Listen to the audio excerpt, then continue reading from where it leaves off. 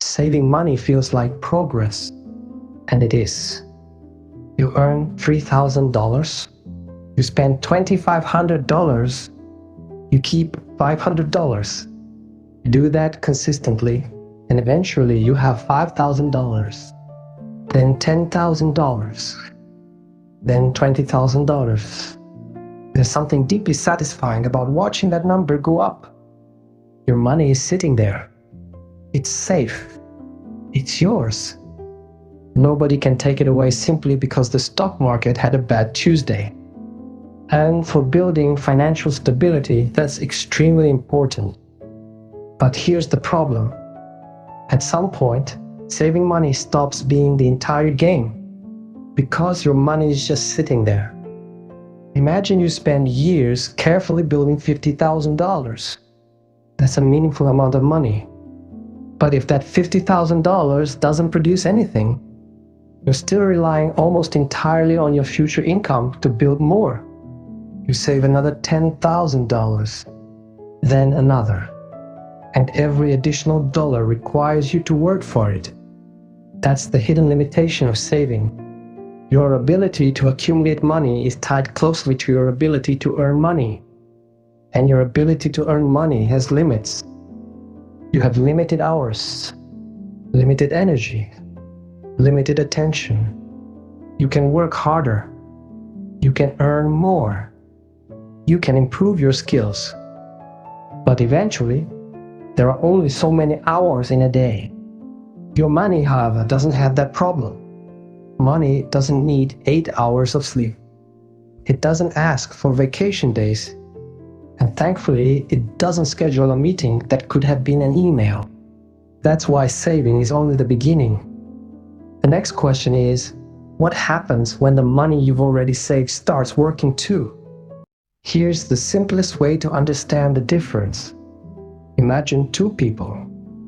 Person A earns $50,000 a year and saves $10,000. Person B earns the same $50,000 and saves $10,000 too. At first, they're identical. Both have built $10,000. But now imagine person A simply keeps accumulating cash. Person B puts some of that capital into productive assets. Over time, those assets can potentially generate returns. Now something changes. Person A still has to earn another dollar to create another dollar of savings. Person B can potentially earn returns on the dollars already accumulated. That's leverage, not debt. Not some complicated financial trick. Simply the ability for existing capital to participate in future growth. And this is why wealth eventually becomes less about how much you can save and more about how much productive capital you can build. Your paycheck is one engine. Your assets can become another. At the beginning, your paycheck is doing almost everything. You earn, you save, you repeat. But eventually, you want your accumulated capital to start contributing to the process. That's the transition. You're no longer only working for money. You're also building a system where money can potentially work alongside you. And this is where a lot of people misunderstand investing. They think investing is primarily about finding the next stock that will explode. It isn't. The deeper idea is much simpler. You are taking some of today's resources and placing them somewhere that has the potential to produce more resources in the future. That's what productive capital is about. And the longer you can keep doing that, the more important the difference becomes. Now, before we go any further, there's an important distinction. This does not mean you should invest every dollar you own. That's a terrible idea. Cash has a job. Your emergency fund exists because life doesn't care about your investment strategy. Your car can break. Your laptop can die. Your job can disappear. Your landlord can continue expecting rent because apparently landlords enjoy that sort of thing. Cash gives you flexibility. It gives you a buffer between an unexpected problem and a financial disaster. So saving isn't the enemy. The mistake is thinking that every dollar should have the same job. It shouldn't. Some money needs to be liquid. Some money needs to protect you. Some money can be used for short-term goals. And some money can potentially be invested for long-term growth. Think of your finances like a team. Your emergency cash is the goalkeeper. It's not scoring goals. That's not its job. It's there to stop one bad event from destroying the entire game. Your long-term investments are playing a different position. They are there to pursue growth over time. And your income is the engine funding the whole system. The problem happens when you expect one player to do everything. If all your money sits in cash forever, you may protect your capital but sacrifice potential long-term growth. If all your money is invested, you may gain growth potential, but have no flexibility when life punches you in the face. Good financial planning isn't about choosing saving or investing. It's about giving each dollar a job. There's another reason saving alone can become a problem: inflation. You don't need to become an economist to understand it. Imagine you put $10,000 in a box. 10 years later, you still have $10,000. Technically, you didn't lose any money, but the world around that $10,000 changed. The things you want to buy may cost more. Housing may cost more. Food may cost more. Services may cost more. So while the number stayed the same, its purchasing power changed. This creates a strange illusion. Your account balance says, "Congratulations. You still have $10,000. The supermarket says, "Congratulations. That buys less now." Your money has been sitting still while prices have been moving. This doesn't mean cash is useless. Again, cash is essential for stability and short-term needs. But money intended for long-term wealth building faces a different challenge. It needs the potential to grow. That's why productive assets matter. A business can generate profits. A property can potentially generate rental income. Stocks represent ownership in businesses that can potentially grow earnings and distribute profits. Different assets work differently, and none are guaranteed to go up. But the underlying idea is the same. Instead of simply storing purchasing power, you're giving capital a chance to participate in economic growth. That's a fundamentally different job. Saving protects part of your present. Investing can potentially build part of your future. So why do so many people stop at saving? Because saving gives you immediate psychological rewards. You open your bank account, the number is bigger. You feel progress. Simple. Investing is messier. The balance can go down.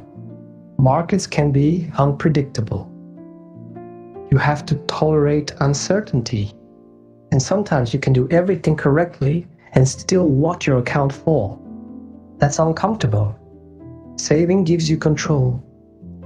Investing requires patience. And humans are not naturally great at patience. We want proof. We want certainty. We want to know that if we put $10,000 somewhere today, we'll have $12,000 next year.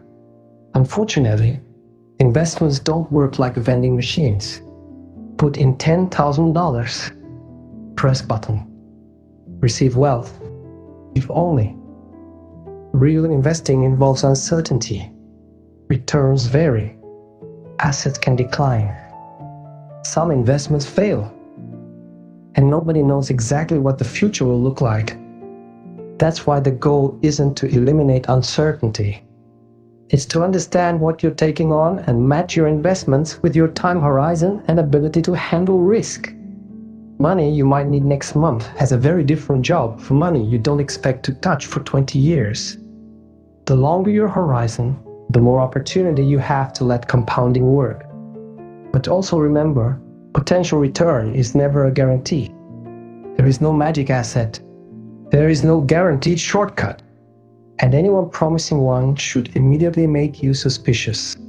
Here's the mindset shift. A saver asks, how much money do I have?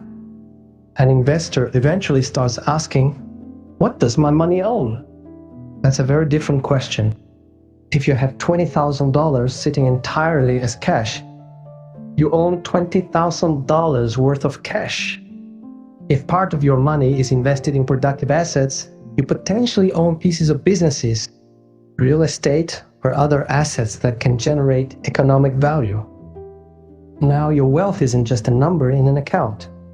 It's a collection of things that may have the ability to produce more value. This is the difference between being a saver and becoming an owner. And ownership is one of the fundamental mechanisms behind wealth. Think about a business owner. They don't get paid only because they worked 8 hours today. The business itself can generate revenue. The systems can operate. Employees can create value. Customers can keep buying. The owner participates in the economic output because they own part of the machine. Investing is essentially a way for ordinary people to participate in ownership without having to build an entire company from scratch. You don't need to become the next billionaire. You don't need to pick the next giant stock. You don't need to understand every financial instrument ever invented. You need to understand the basic principle. Money that remains productive can potentially create more money. And over long periods, that distinction can become enormous. So should you stop saving? No.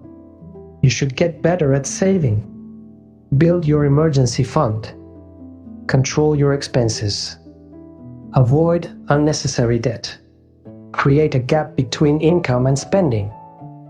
Once you've built the financial foundation you need, don't confuse accumulation with the final destination. The goal isn't to have the biggest bank balance. The goal is to build financial strength. Some of that strength comes from cash. Some comes from investments. Some comes from skills that increase your income. And some comes from simply avoiding financial disasters. Think of wealth building as building a machine. Your income provides fuel. Your savings create the initial capital. Your investments give that capital a chance to grow. Time allows the process to compound. And discipline keeps you from constantly taking the machine apart. You don't need to become obsessed with money. In fact, the end goal should be the opposite. You want money to become less interesting because it becomes more reliable. You want to reach a point where an unexpected expense doesn't destroy your month, where a job change doesn't immediately become a crisis, where your investments are large enough that their potential growth matters, and eventually, where your money gives you choices. That's what saving alone can't provide.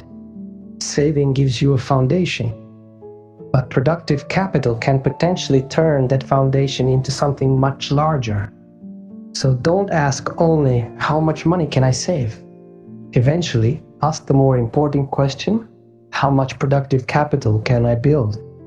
Because the first stage of wealth is learning to keep money. The next stage is learning to make the money you've kept work. And that's when wealth building becomes a completely different game.